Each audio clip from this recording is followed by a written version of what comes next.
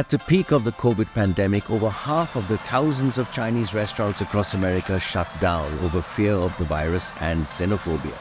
Here in Manhattan, according to one study, from 2019 to 2021, Chinatown sustained a 57% drop in visits to stores and restaurants. It lost 26% of its jobs compared to 14% citywide. But today the businesses have bounced back.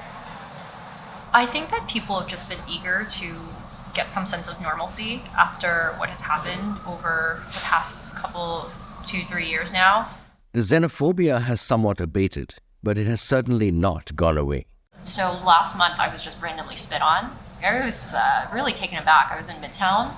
I was walking to the doctor's office and I was trying to figure out which building it was in because I hadn't seen this doctor before. And right as I was, a doorman said, "Oh, it's the next building over." I walked over and I just felt spit like all in the back of my neck, and I turned around, and what to me was worse than being spit on was the most hateful look I got from this man. He was on a bike, just staring at me. Nothing was said, nothing was exchanged, but it was so jarring. Sunday dinners at her late grandmother's apartment in Chinatown helped Vic Lee, a daughter of immigrants from Hong Kong, discover her identity as a Chinese woman.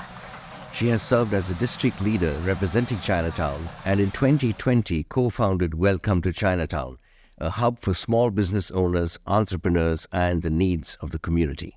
At least among those that I've been interacting with, primarily second, third gen Asian Americans, thinking a lot more about how it does feel like these events are cyclical and what can be done to really change that tide.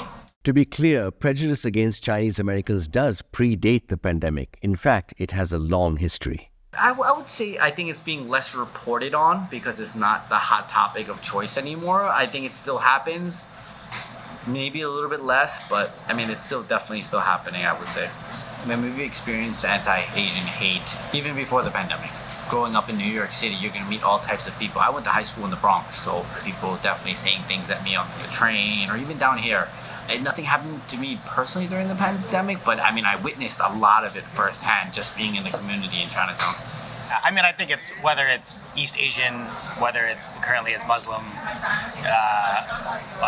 or Jewish or Black, obviously continuously, I think it'll always spike when there's kind of political gain involved. So, yeah, whether it's pressure trying to write a narrative about China or not, whether it's just convenient to push an immigration narrative, I'm sure it'll come up again. So I think at least for me, what's been nice in a way following the pandemic and all the conversations around Black Lives Matter and the Asian conversations is I think people are more aware of why that's the case, sort of what the background of that is, what anti-Asian, in this case specifically anti-Asian sentiment is used for,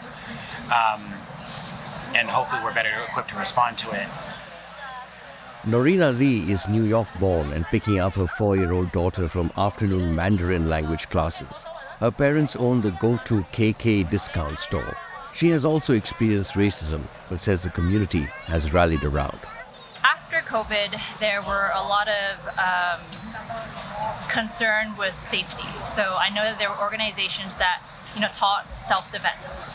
There were those that were willing to walk elders and those that didn't feel safe from the train station to their home.